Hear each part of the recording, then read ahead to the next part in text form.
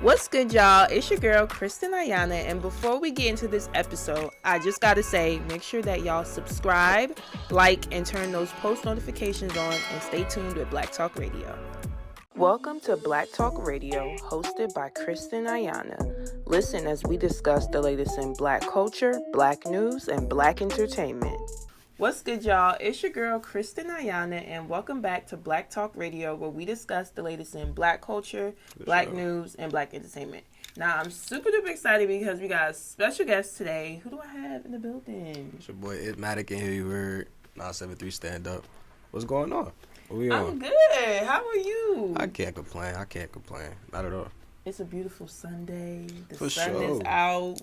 It's you hot. know, we just had like a little extended weekend. I felt good going into the new week. So yeah. So first things first, can you just tell us a little bit about who you are and of course like what made you start getting into music? I ain't nobody, gang. Nah. What made me get into music was actually my pops. My pops did it well beyond me. I think the first place I came home to from the hospital was a studio, bro. It was a studio in my living room. Really? Real life. I promise you. Like, I was pressing control space bar since I was like 2. No cap. So my father definitely played a big part in it. Like, he used to rap, produce, engineer himself. So me taking the baton wasn't really too far-fetched at all. I just grew up around it. Like, I came from a musical family for real. Like, everybody in my family was doing music. My grandmother sing, my mother sing, my grandfather used to play the drums. Like, yeah, I had one of those backgrounds. Sure. I feel like you don't hear that a lot, like people coming from like everyone in their family for the most part doing music. Like, it seems like everyone had some. Yeah, everybody did something. Yeah, that's fire. For sure. Now, as far as like just growing up and, you know, being a part of this musical family, do you feel like, did you do like music in school as well, or what was that like? Nah, ironically, most people don't know that too. So like, not too much, but a lot of my school years I was homeschooled, bro. I think I was homeschooled since I was like in 6th, I think. Yeah. But even in school, I didn't do nothing like musically inclined. I don't know why. Like, I don't know why, but I definitely didn't. I'm not sure why. What was it like being homeschooled? Trash. Trash. What do you mean? Nah, it wasn't that bad. It was boring, but I don't know how to explain it. The only reason I was homeschooled is because like the school I was going to ended up turning into a charter school. I actually went to MLK on South 8th in Newark. If you know, you know, right? But yeah, they turned into a charter school and everybody went to 13.5. And if you know about 13.5, then you know. That would have been wild, gang. That would have been wild. And on top of that, like the curriculum in school was terrible. Like most of our, like in my case specifically, we had a sub for a year. Oh my gosh, that's life. So you could imagine, like it was bad. And by the time my father caught wind of it, he was like, "Yeah, nah." He was like, "We're gonna go through all of this, and I gotta watch everything I instilled in these kids just disappear as time go on, and them being in this class, and I might as well do it myself." Which he ended up doing. A lot of it was like schoolwork online. Okay. Which was trash. But you know how I go. I knocked that schoolwork out, went right outside every day. I wasn't tripping for real. So you were homeschooled from what, 6th grade into high school? Yep. So you didn't go to prom or anything? But who did? Who went to prom? Raise your hand, you went to prom. Yeah. That's not fit. I went. Nah, nobody my age went to prom anyway. Why? We'd have been class of 2020. None of us went to prom. Oh, yeah, no. I feel bad. Like, I feel that bad. I graduated high school like 2017. See, I ain't feel that bad. I went to my prom. Yeah, y'all lucky. Okay, I'm sorry. On COVID. Firstborn. I wasn't tripping for real. But damn, that made me a little sad. Like, I feel like everybody need that prom experience. Everybody probably should have. I don't know. I was raised different, bro. Like, all of that ain't really. I was worried about a whole lot of. Yeah, I was worried about a lot of different stuff. Right. That wasn't really one of them. Like, I will say, my college graduation, I did have one, but it was like restricted in a sense because I graduated college 2021. Oh yeah. So like I was able to have it, but like we could only have like 2 people come to the graduation. It was on mask. Zoom? No, it was in person, just and it was just outside. So I was happy about that. But yeah. That's tough. Prom, okay. Homeschool, wow. The things you learn. The things you learn. Like I said, not too much. Word, but yeah, word. So being from Jersey, like Mm-hmm. the music scene is really going crazy right now. For sure. So what Shout would out to you us. say is just like your favorite thing about the current Jersey music The scene? current state of it, Mm-hmm. the creativity. Like, it's a lot going on for real. Like, it's a lot going on.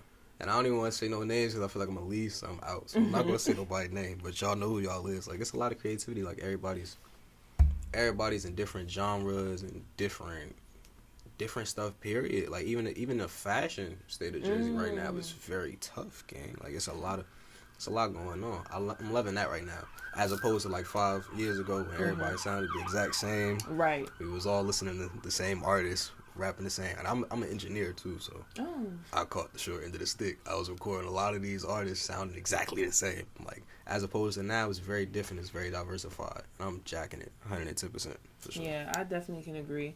Now, as far as you like being an engineer, but like also being an artist, would artists ever come in and like ask for your opinion while you were engineering? For sure. And how did that go? Like, did you ever have someone that wasn't good and you kind of just did All the time. What do you mean? all the time? I don't know, bro. Like, I'm an Aries, so it's like, Okay, fire sign. I'm a Sag. respectfully, you get it. So Yeah. she gets it. I don't know, bro. I'm mean to a fault, but that's my job. I get paid here, so I ain't gonna say I'll lie. If I said that was clean, it was clean. Okay. I never said I liked it. Right. I feel like that's It's like respectable though. I'm just keeping it base level. Oh, bro, this my job is to make sure you left with a quality sound. Right. I did my job. Right. I never said That I it liked was good. it. My mother, I never said that. But yeah, that happened all the time, bro. But even in that, I never judge because it's like, bro, everybody has to learn. Like, everybody has a starting place. I don't even Correct. like mine. So, hey, like, couldn't trip for real. Yeah. Now, speaking of just like starting points, I always like to ask artists, what is it like being in the studio with you? Because, from when you first started recording to now, obviously things change. For sure. So what is your process like? It vary, bro. It depends on what's going on. Like, nowadays, it's fun. It's very fun. It's very fun. It's very fun, bro. Nowadays, it's tough. I ain't gonna say it'd be a party, because then I'm gonna start doing that. Yeah. And I don't want to start doing that. So do y'all bring the bottles to the stew? Like, some people do. I don't drink per se. I don't drink myself, so okay. I don't be caring. But I ain't mad at it. People have my sessions are fun now, right or wrong. My sessions is fun now. That's good. Okay. I feel like. Do you feel like in the beginning you were super like nervous or like just let's get in, get out, and now you're kind of like a little bit more? I mean, as an engineer myself, it was really more so like I'm working off the clock. Like, I'm on some like, all right, I did all my sessions for the day. It's 3 a.m. I'm here till 7. I mean, like, by myself. And I feel like, hilariously enough, I had somebody just, a matter of fact, Redman just said that to me. It was like, when you have that level of control of your creativity, that's when you do the most. Because it's, who else is there to put you in a box and tell you this how you're supposed to? So I was wilding, like I was doing whatever I felt like I wanted to, which is tough, like which I will blame for why I sound the way I sound now. I feel like everybody should get a piece of that for sure. But no, it's fun now, as opposed to it was then by myself 4 a.m. You feel me? Like, it's fun now. Gang be outside. Yeah, I think that's dope. I think also too, like, as creatives, we have to have experiences to pull from. No doubt. To make art. So I'm glad that your sessions are fun and you are getting, that chance to do that. Yeah, it was a little boring before, for sure. Now, something I want to get into now is your latest single, NWK. For sure. Can you talk to us, what were you feeling when you created that record? Bro, that record is so much older than what people might think it is, for real. Like, that song is, I want to say almost 4 years old, 4 or 5. But honestly, I don't know how to explain it. Like, I wanted to give them a real life description of what we experienced in Newark. Like, like a real, forget seeing it, but you could, even listening to that record, if you just close your eyes, you feel like you're right there. You feel like you're right, the numbers with me for real. Like, it's I don't know, it's the vibe of the song. Even in the storytelling in it, I'm like, if I'm gonna tell you my story, it's way bigger than me. You know? Like, my hometown actually had a great deal in shaping who I am today. Like, I'm not just the first generation from Newark. Like, nah, my family is from Newark. So this is really, like, it meant a lot to me to really explain what it was and how things went and why, what played into how I think today. Like, it was a big deal to me. I'm just glad it came out the way it did. Mm-hmm. You know, I put mad work into that record. Like, I recorded all of that myself. So many background vocals from so many different people, too. Mm-hmm. Like, that was one of the first records I really sat down and was like, nah, I need this to tell a story. Not only just by lyrics, but sounds, everything. I need this entirely to put you in a place. I feel like I accomplished that. What you think? No, for sure. It's a dope record. For sure. Appreciate it. Now, you mentioned that it's like 4 to 5 years old. Mm-hmm. What, why do you think you held on to it? That was like my baby, bro. Like, no cap. Because it was so dear to me. Like, it was very personal. Like, even a lot of the stuff I mentioned in that song is very personal. Mm-hmm. Like, very much like, it's not just business. You know what I'm saying? Like, what? But I'm like, after a while, I was like, nah, like, this is stuff they need to know. Right. So, yeah. Do you think as an artist, it's like a challenge to be vulnerable? Or is that something you're still trying to... I got pride. My mother. like, I got pride. I don't know about I can't speak for everybody else. I got pride. So it's like, bro, I don't... No. No. But after a while, I was like, nah, that's art. Yeah. You know? Like, and you would be surprised that, like, a lot of the things that you feel or, like, experiences that you think are just you. Like, so many people have those same feelings or, like, been through that. So live it's the like... same life, for real. It's like your music, when someone hears that, it's like, oh, like, I'm not alone. Like, sure. Okay, I'm not the only person going through this, you know? No, for sure. And that's what I was hoping, even releasing the record. I'm like, it's not... This was for me. Mm-hmm. You feel me? Like, it was just therapeutic for me to do. But this could be very much therapeutic for everybody else. Correct. That's why I just let it go. Shout out to the label, too, for really putting the battery in my back to do it, because I wasn't even... I promise you, bro. I was like, give them something else. Give them a club record. I don't want it. But I'm glad it did come out. That's good. And I think, too, it shows like a different side of you. Oh, for sure. Which is fire. Which I want to work on more this year, for sure. Like, I definitely want to do that more this year. Because it's like, I gave y'all the party anthems. I gave y'all all that. Now it's like, all right, cool. Who is Ib as an artist? Or who is Ib as a person? Which I feel is worth explaining. Yeah. I guess. And I think fans can definitely appreciate that, for sure. For sure. As long as they appreciate it. Yeah. Now, speaking of, your label and your team, I always like to ask artists, like, are they signed to labels and just what that experience is like? And, of course, like, talk to us about your team and how that has been influential to you as an artist. We actually are signed now. We actually inked a deal with Monarch and 920. That's fun, gang. I'm not gonna hold you. Like, being independent for so long, like, I was like, nah. You know what I'm saying? Like, nah, because I know what I want to do when I want to do it, and I'm not trying yet.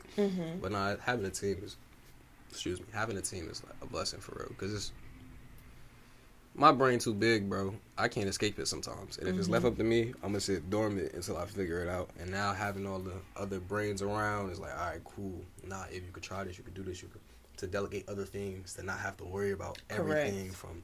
Like, people don't realize, like, all the graphics and stuff, like, from the stuff y'all was hearing before, like, Wait, season 2, y'all blowing us. All of that stuff was, like, even the graphics, the production, the mixing and mastering, that was all me. Everything. And you could imagine the, like, it's exhausting. Yeah. Bruh, like, I'm like, cuz, I can't do this no more. So now having a team is wonderful, bro. I sit back, I go to the studio, and go home, and everything else gets figured out later. Thank God. Like, that's good. That's amazing. I love that for you. My next question for you is, you recently were in LA for the BET Awards. Yeah, that was fun. How was that experience? It was cool. I had jet lag the whole time. Yeah. It's crazy because LA's, 3 hours behind? It felt like 5, but it's 3. It's 3. Yeah, that was crazy, bro. Oh my God. That was wild, bro. I don't know how people do it for real. Like, every night I was going to sleep at, 3 in the morning. You get used to it after a while. I couldn't. I ain't get used to it till the 4th day, bro. Like, then it was like, oh, all right, now I'm waking up when everybody else wake up. I'm going to sleep when everybody else go. Other than that, bro, I got back and it was still whooping me. I'm like, yeah, I can't do this. What was your favorite part of LA? or just BET weekend overall? BET weekend was tough. LA itself is tough, but BET weekend was tough. Like to see all those creators outside. Like the way I heard it from my LA mans and them, they like, nah, like everybody don't really be outside like this unless it's like something like that. BET weekend, like everybody don't really be outside. Like my favorite part of it was like the events. Like everything else, like the celebrity basketball game is hilarious. Hilarious. Gilly was dropping buckets on them. It was bad. Shout out Gil. But nah, it was fun, bro. Like, it was actually fun. I think my favorite part personally was like the club, and I don't even like the club.